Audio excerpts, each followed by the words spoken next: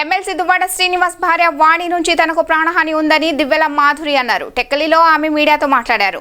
దువ్వాడ శ్రీనివాస్ కు తాను 2 కోట్లు అప్పు ఇచ్చానని, దానికి బదులుగా ప్రస్తుతం నివాసం ఉంటున్న ఎమ్మెల్సీ శ్రీనివాస్ ఇంటిని తన పేరు మీద రిజిస్ట్రేషన్ చేశారు. శ్రీనివాస్ ఇంటిని స్వాధీనం చేసుకునేందుకు వాణి ప్రయత్నం చేశారని మాధురి చెప్పారు.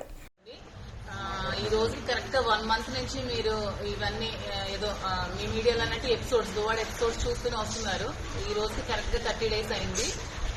మీకు నేను ఇదివరకే ముందే చెప్పాను, 2 years నుంచి శ్రీని గారికి ఆమె ఇంటి నుంచి గెట్టేసినప్పటి నుంచి శ్రీనివాస్ గారు బయట ఉన్నప్పుడు శ్రీనివాస్ గారికి నేను దప్పదప్పాలుగా ఈ హౌస్ ఇప్పుడు ఇక్కడ ఏదైతే ఉన్నానో ఇల్లు కట్టుకోవడానికి నేను ఒక 2 crores వరకు అమౌంట్ అతనికి అప్పుగా ఇవ్వడం జరిగింది.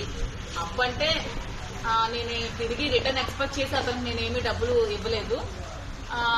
ఈ ఎలాగైనా కార్యాలయం నిలబెట్టుకోవాలి, మళ్ళీ శ్రీని గారు ఇక్కడే టెక్కల్లోనే ఉండాలి, మళ్ళీ వైసీపీ కార్యాలయం కూడా ఇక్కడ టెక్కల్లోనే ఉండాలనే ఉద్దేశంతో ఈ అమౌంట్ అతనికి ఇవ్వడం జరిగి ఈ ఇల్లు మళ్ళీ కన్స్ట్రక్షన్ చేసుకోవడం జరిగింది. ఇక్కడే కార్యక్రమాలను చేయడం కూడా జరిగింది. కానీ ఒక 1 month బ్యాక్, ఈ 2 years లో ఎప్పుడూ లేని 1 month బ్యాక్ వాణి వచ్చి తన ఒక 100 మంది మనుషులతో వచ్చి ట్రెస్ పాస్ చేసి ఇళ్ళవి వెరగొట్టి, డోర్స్ వెరగొట్టి, గోడలు పగలగొట్టి ట్రెస్ పాస్ చేసి లోపలికి వచ్చింది. లోపలికి వచ్చి ఈ హౌస్ కూడా ఆక్యుపై చేసుకోవడానికి ట్రై చేసి కోర్టులు కూడా ఆశ్రయించింది. నేను కోర్టు వారి నిర్ణయానికి ఎప్పుడు కూడా గౌరవిస్తాను. నేను కోర్టుకి నేను ఎప్పుడు ఎగ్నెస్ట్ కాదు.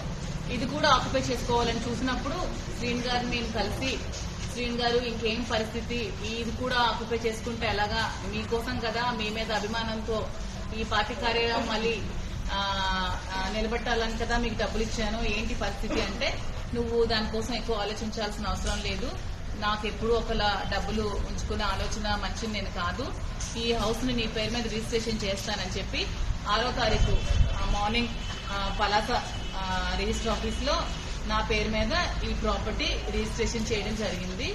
సో మీ పత్రికా ముఖంగా నేనేం చెప్తున్నానంటే, ఈ ప్రాపర్టీ కంప్లీట్ గా నాది, లీగల్ గా ఈ ప్రాపర్టీ కంప్లీట్ గా నాది.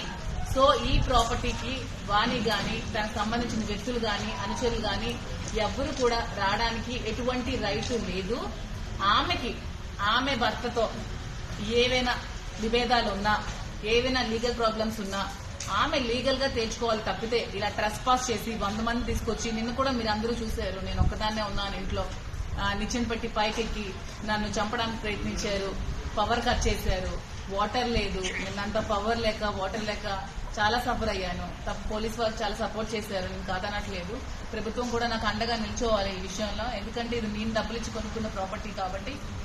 ఇక్కడికి అలాంటి ఇంకా ట్రెస్ పాస్ ఇంకొకటి జరగకుండా, ఆవిడ మళ్ళీ ఇక్కడికి రాకుండా, నన్ను ఇబ్బంది పట్టకుండా మీరు మీ మీడియా వాళ్ళు, పోలీస్ వారు, ప్రభుత్వం అందరిని నన్ను ఆదుకోవాలని, నాకు అండగా నిలబడాలని కోరుకుంటున్నాను.